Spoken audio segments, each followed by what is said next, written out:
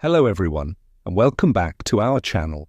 Today, we're diving deep into a concept that is both ancient and incredibly relevant to our modern lives: karma. You've probably heard the phrase, "what goes around, comes around."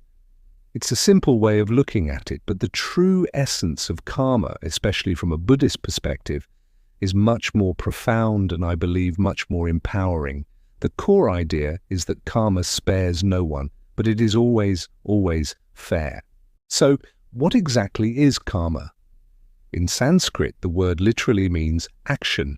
It's not some cosmic judge in the sky keeping a tally of your good and bad deeds. Instead, it's a natural law of cause and effect, much like gravity.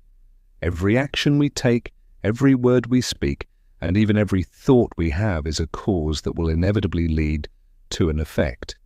It's a universal principle that governs the cycle of life. Think of it like planting seeds in a garden. If you plant a tomato seed, you can't expect a cucumber to grow. You will get a tomato. Similarly, if you plant seeds of kindness, compassion, and generosity, you will harvest happiness, peace, and positive relationships. On the other hand, if you sow seeds of anger, jealousy, or harm, you will reap suffering, conflict, and isolation. It's a direct, impartial process. The universe isn't punishing you, it's simply responding to the energy you put out. This is where the spares no one part comes in. Karma is universal. It doesn't care about your social status, your wealth, your background, or your beliefs. It applies to everyone equally. A billionaire who harms others will face the consequences of their actions, just as a poor person who shows kindness will experience the positive fruits of theirs. The effects might not be immediate, and that's a key point many people misunderstand. Karma isn't always instant. You might not see the result of an action today, tomorrow, or even in this lifetime, according to Buddhist philosophy. This is why sometimes we see seemingly good people suffer and bad people prosper. We're only seeing a tiny snapshot of a much larger picture. The seeds planted in the past are ripening now, and the seeds we plant today will ripen in the future.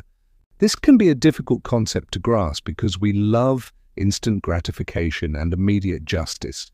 But the garden of karma works on its own timeline. The harvest will come when the conditions are right. Now let's talk about the fairness of karma. This is the most beautiful and empowering aspect of the philosophy.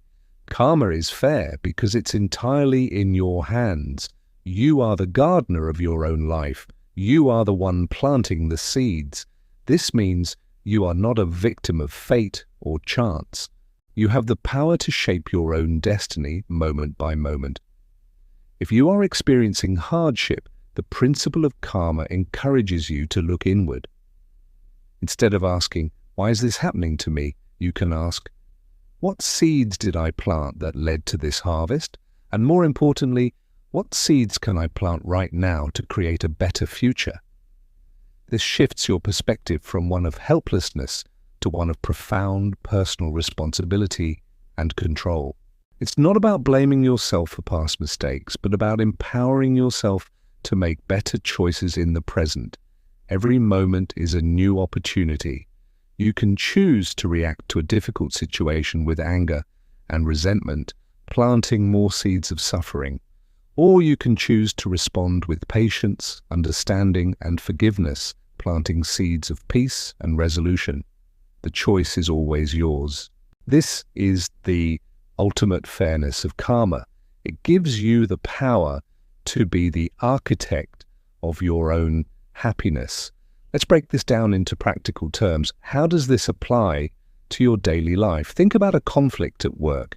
Your first instinct might be to gossip or get angry. That's planting the seed of discord. The karmic result? A more toxic work environment and strained relationships. But what if you chose a different path? What if you approached the person with empathy, seeking to understand their perspective? That's planting a seed of harmony.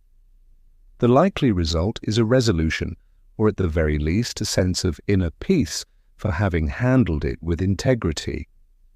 It also applies to our thoughts. We often underestimate the power of our own minds, but every negative thought pattern, every judgment we hold against ourselves or others is a karmic seed.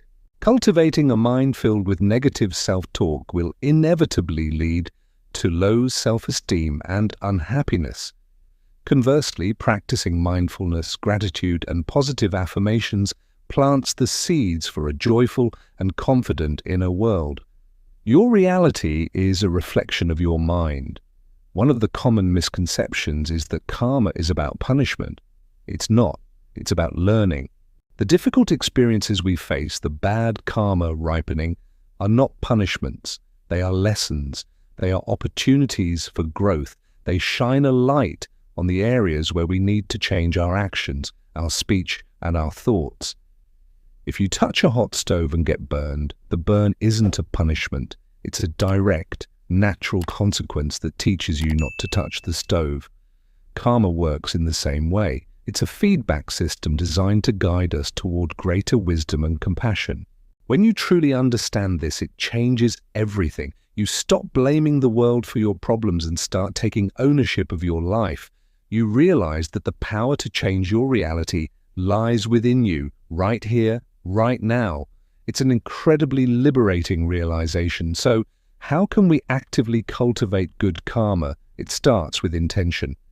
In Buddhism, the intention behind an action is even more important than the action itself. You can donate to charity to show off, and the karmic fruit will be limited. But if you donate with a genuine intention to help others, even a small amount, the positive karma generated is immense. Practice mindfulness. Pay attention to your thoughts, words, and actions throughout the day. Are they rooted in kindness or in anger? Are they constructive or destructive?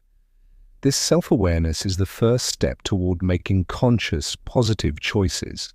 Cultivate the 4 immeasurables, as they're called in Buddhism: loving kindness, compassion, sympathetic joy, and equanimity.